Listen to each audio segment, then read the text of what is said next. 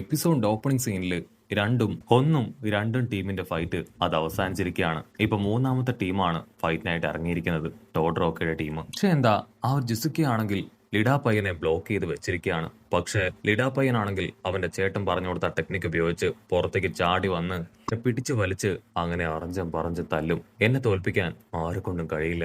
സോക്കിക്കാണെങ്കിൽ ഷോക്കാവും. Oh no, ഞാൻ അവനെ under estimate ചെയ്തു. ഇനി നോക്കിയിരുന്നിട്ട് കാര്യമില്ല, എത്രയും വേഗം ഇവിടുന്ന് രക്ഷപ്പെട്ടു പോകണമെന്ന് പറഞ്ഞ് അവൻ ആ ഫ്ലോറ് വെള്ളം പോലെ ആക്കി അകത്തൂടെ അങ്ങനെ സ്വിം ചെയ്ത് പോവാണ്. ഇടാപ്പയ്യനാണെങ്കിൽ ഇത് പറ്റിയ അവസരമാണ്, അവനെ വെറുതെ വിടാൻ പാടില്ല എന്ന് പറഞ്ഞ് അവന്റെ പിന്നാലെ പോകും. ഒരു വെള്ളമാക്കി നീന്തി പോയവൻ എനിക്ക് ടെക്സുവിനെ ഹെൽപ്പ് ചെയ്യാൻ പറ്റുന്ന കരുതി അവന്റെ അടുത്തേക്ക് പോകും. ആ സമയം ലിഡയ്ക്കാണെങ്കിൽ ഒന്നും മനസ്സിലാവില്ല. ഇനി ഒരു പക്ഷേ അവൻ അവന്റെ ടീംമേറ്റ്സിനെ ഹെൽപ്പ് ചെയ്യാൻ ടീംമേറ്റ്സിന്റെ അടുത്തേക്ക് പോയിട്ടുണ്ടാവുമോ. അവനെ വെറുതെ വിടാൻ പാടില്ല, എത്രയും വേഗം അവന്റെ പിന്നാലെ പോണെന്ന് പറഞ്ഞ് അവനും ഫോളോ ചെയ്യും.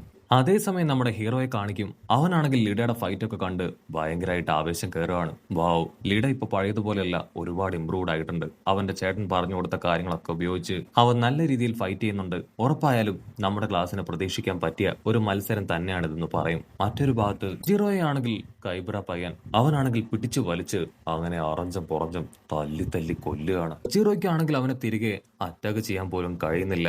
അവൻ അങ്ങനെ തല്ല് വാങ്ങുന്നത് കണ്ട് ബാക്കിയുള്ളവരെല്ലാവരും ഭയപ്പെടുകയാണ്. ഒജിറോയ്ക്ക് ജസ്റ്റ് അവന്റെ അറ്റാക്ക് ഒന്ന് ബ്ലോക്ക് ചെയ്യാൻ പോലും കഴിയില്ല.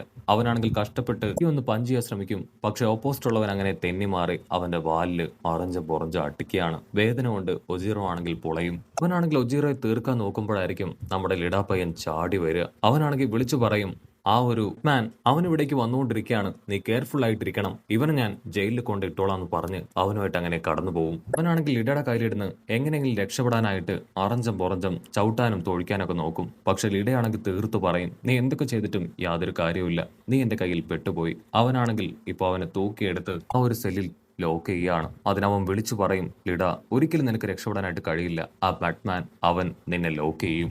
അങ്ങനെ സീൻ കട്ട് ചെയ്ത ഇവിടെ ടോഡ്രോക്കയും ആ വെള്ളത്തലേനെയും കാണിക്കും. വെള്ളത്തലേനാണെങ്കിൽ ടോഡ്രോക്കയെ ഓറഞ്ചും ബോറഞ്ചും പഞ്ച് ചെയ്യാണ്. ടോഡ്രോക്കി ഐസ് ബാർസ് ഒക്കെ ഉപയോഗിച്ച് അവന്റെ പഞ്ച് ബ്ലോക്ക് ചെയ്യാൻ ശ്രമിക്കുമെങ്കിലും ഐസ് ബാർസ് പോലും അവൻ തകർത്ത് കളയും. കച്ചാപ്പൈനാണെങ്കിൽ നന്നായിട്ട് മനസ്സിലാവും ടോഡ്രോക്കിയുടെ ഐസ് പവർ അത് അവന്റെ മുൻപിൽ വിലപ്പോകില്ല എന്ന്. ഇവിടെ ടോഡ്രോക്കി ആണെങ്കിൽ നിന്നെ കൊണ്ട് ഐസ് തകർക്കാൻ പറ്റും, പക്ഷേ എനിക്ക് ഐസ് പോലെ തന്നെ ഫയറും ക്രിയേറ്റ് ചെയ്യാൻ പറ്റുമെന്ന് പറഞ്ഞ് ഫയർ വെച്ച് വെള്ളത്തലേന്റെ പഞ്ച് റെസിസ്റ്റ് ചെയ്യാനും അവരെ തിരികെ അറ്റാക്ക് ചെയ്യാനും ശ്രമിക്കും.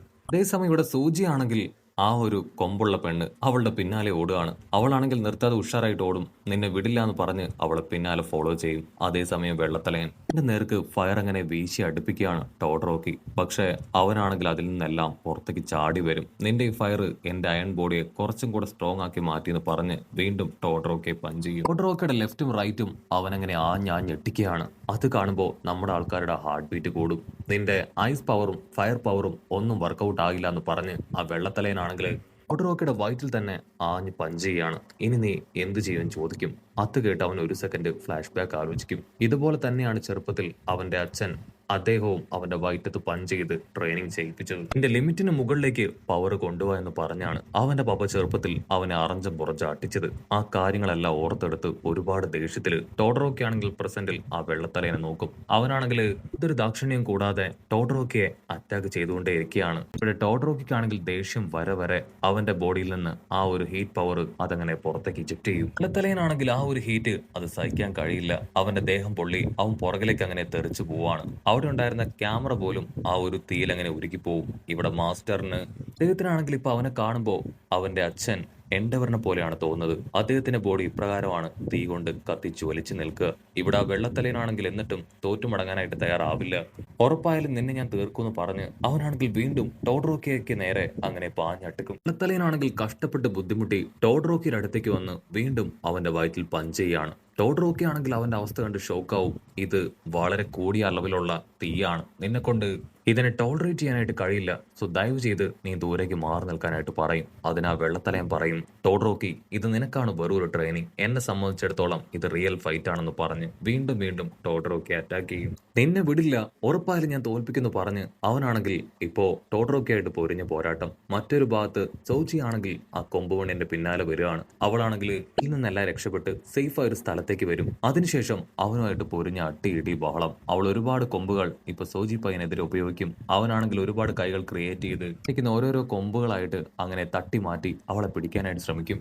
അവളാണെങ്കിൽ ഒരു കൊമ്പ് ഉപയോഗിച്ച് അവന്റെ പുറകിൽ കുത്താൻ ശ്രമിക്കും. പക്ഷെ അവൻ കറക്റ്റ് ആയിട്ട് അത് ക്യാച്ച് ചെയ്യും. ആ ഗ്യാപ്പിൽ ഒജീറോ ആണെങ്കിൽ അവന്റെ വാൽ ഉപയോഗിച്ച് അവളെ ലോക്ക് ചെയ്യും. ഇനി ഒന്നും നോക്കാനില്ല, എത്രയും വേഗം ഇവളെ സെല്ലിൽ ലോക്ക് ചെയ്യണമെന്ന് പറഞ്ഞ് അവിടുന്ന് രക്ഷപ്പെടാൻ ശ്രമിക്കുമ്പോഴായിരിക്കും ഭാഗം പെട്ടെന്ന് മെൽറ്റ് ആവാനായിട്ട് തുടങ്ങുക. ആ ജുസോ പയ്യൻ അവൻ അവിടേക്ക് വന്ന് അവിടെ മെൽറ്റ് ആക്കിയിരിക്കുകയാണ്. നമ്മുടെ ആൾക്കാരാണെങ്കിൽ അതിലങ്ങനെ താഴേക്ക് ആണ്ടുപോകും. അവനാണെങ്കിൽ നൈസായിട്ട് അവളെ രക്ഷപ്പെടുത്താനായിട്ട് ശ്രമിക്കും.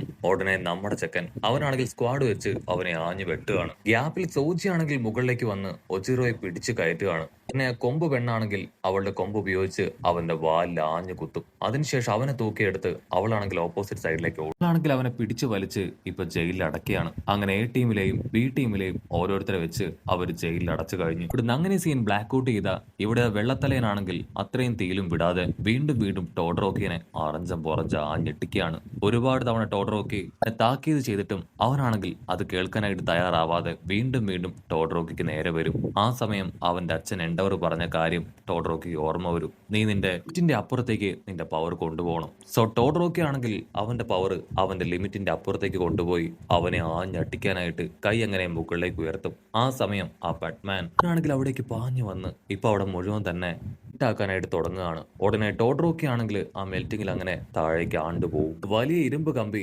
അതങ്ങനെ ഇപ്പൊ ടോഡറോക്കിയുടെ തലയിൽ വന്ന് വീണ് അവനാണെങ്കിൽ ബോധം കെട്ട് താഴേക്ക് വീഴും. ഇതാണ് പറ്റിയ അവസരം. എത്രയും വേഗം ടോഡറോക്കിയെ ലോക്ക് ചെയ്യണമെന്ന് പറഞ്ഞ് അവരടുത്തേക്ക് വരുന്ന അതേ സമയം അവൻ അവിടേക്ക് പാഞ്ഞു വന്ന് വെള്ളത്തലേന്റെ തലയ്ക്ക് തന്നെ ഒരു ഒറ്റ പഞ്ച്. ആ ഒരു പഞ്ചില് അവന്റെ ഹെൽമെറ്റ് തന്നെ തകർന്ന് അവൻ താഴേക്ക് വീഴുകയാണ്.